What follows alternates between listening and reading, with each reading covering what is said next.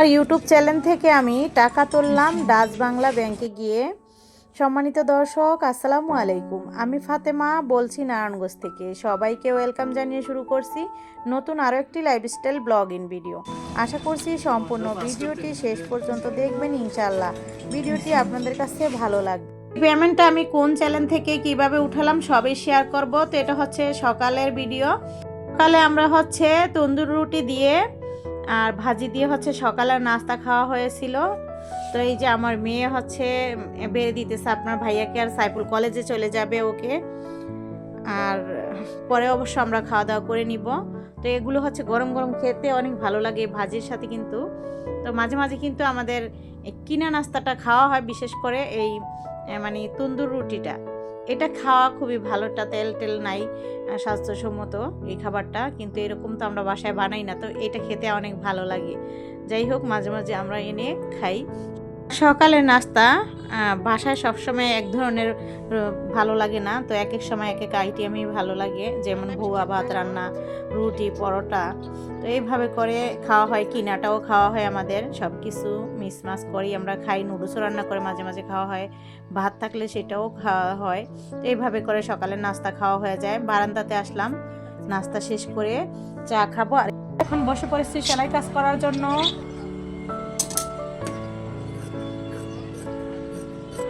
এটা হচ্ছে আমার ইউটিউব চ্যানেলে যাবে, তো ওইখানে আমি ডিটেলস দেখাবো। এই ড্রেসটা, এটা একটা নায়রা ফ্রক, আরও একটি গলাও আছে, সামনের গলা, পিছনের গলাটা আমি রেডি করেছি। তাহলে এটা যাবে হচ্ছে আমার সেলাই চ্যালেঞ্জ, যেটা সেইখানে। আমি তো একটা নায়রা ফ্রক তৈরি করলাম। এই পাশে মেয়েকে বলেছি যে তুমি ফ্রিজের এই সব কিছু বের করে, ফ্রিজের যে বরফ টরফ আছে এগুলোকে বের করো, কারণ আরও আগেই বলছিলাম যে ফ্রিজটা ধরবো কিন্তু ধরা হয় না, অনেকগুলো বরফ জমে গেছে। তো যাই হোক, ফ্রিজটা মেয়ে হচ্ছে ক্লিন করলো। আর এই পাশে এই তো মুরগির মাংস ভিজানো হয়েছে, গরম পানিতে ভিজিয়ে দিয়েছিলাম তাড়াতাড়ি যেন ছোটে, এই জন্য। আর রান্নাটা আমি শুরু করে দিলাম। শেফালি আসছে, ও হচ্ছে থালাবাটি ধুয়ে দিয়ে এখন কাপড় দিতে চলে গেছে, পরে আবার ঘরটর মুছবে। যাই হোক, এই ফাঁকে আমি হচ্ছে এই কাটাকুটি করে রান্নাটা বসিয়ে দিয়েছি। এখানে লাউ দিয়ে ডাল দিয়ে রান্না করব, আর মানে সব পদের সবজি বলতেই সিম, তারপর হচ্ছে সিম, ফুলকপি, তারপর হচ্ছে কি জানো বেগুন, এইসব একসাথে মিক্স করে হচ্ছে আমি ডিম দিয়ে রান্না করব। তবে সবজিটাকেও ভেজে নিয়েছি, ডিমও সিদ্ধ করে হাঁসের ডিম ভেজে নিয়েছি।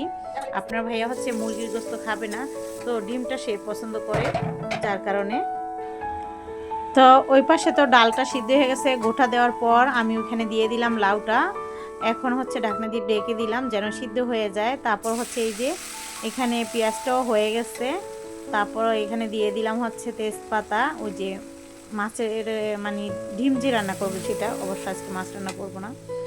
ডিমের জন্য মশলা কষিয়ে নিলাম, তারপর ভাজা ফুলকপি, ভাজা বেগুন, ভাজা সিম সব কটাই আমি আগে ভেজে নিয়েছিলাম, ডিমও সাথে সব দিয়ে দিলাম।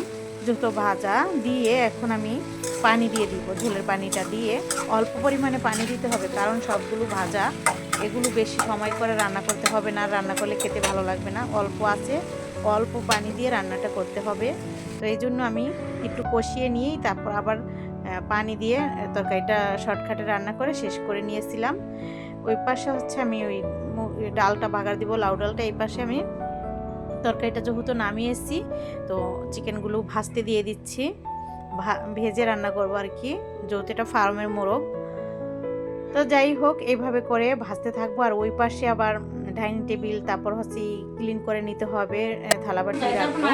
তো আমি ক্লিন করতে চলে গেলাম। আজকে হচ্ছে সেলাই কাজ করছিলাম, একটু মানে অগোছালো হয়ে গেছে, মানে অন্য সময় রান্নার ফাঁকে ফাঁকে আমি এগুলো গুছিয়ে ফেলি। আজকে সময় হয় না, আপনাদের ভাইও আজকে তাড়াতাড়ি বাসায় চলে আসছে, যদিও আমি রান্না শেষ করে এগুলো কমপ্লিট করতাম, যেহেতু 3 পদ রান্না করতেছিলাম, কোটাকাটি করতেছিলাম, এই জন্য আর কি সময়টা পাইতেছিলাম না। যাই হোক, আমার রান্নাও শেষ হয়েছে, আপনাদের ভাইও চলে আসছে, তো তাকে সে আবার ফ্রেশ হয়ে আসছে যে খাবার দাবার খাবে। তো আমি এখানে কোনো মতে হচ্ছে টেবিলটা আর হচ্ছে এইখানে একটু ক্লিন করে তারপর হচ্ছে তাকে দিয়ে দিলাম খাবারটা বেড়ে। এখনও মাংস তরকারিটা হচ্ছে চুলায় আছে, কারণ আপনার ভাইয়ার একটু তাড়া আছে, সে চলে যাবে এক জায়গায়, তো এই জন্য তাকে আগে আগে খাবার দিয়ে আমরা হচ্ছে পরে ঘরটর শেফালি ঝাড়ু টাড়ু দিচ্ছে, আবার দিতেছে, এই যে মোচা টোচা করতেছে।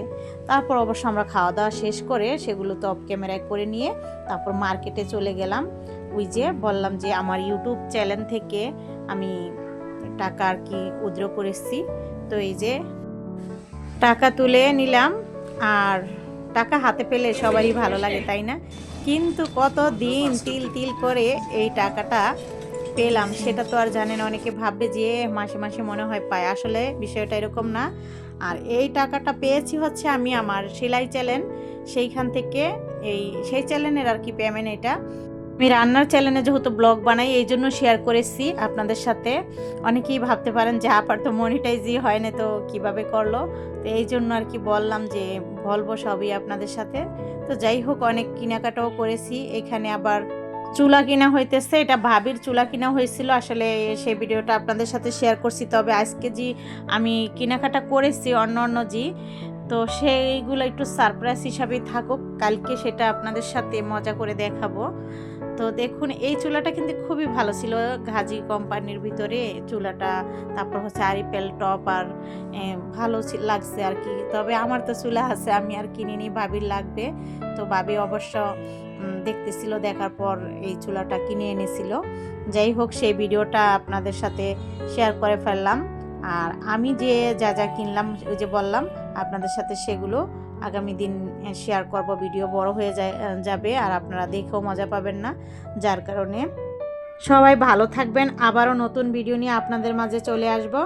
সুস্থ থাকুন। এই পর্যন্ত, আল্লাহ হাফেজ।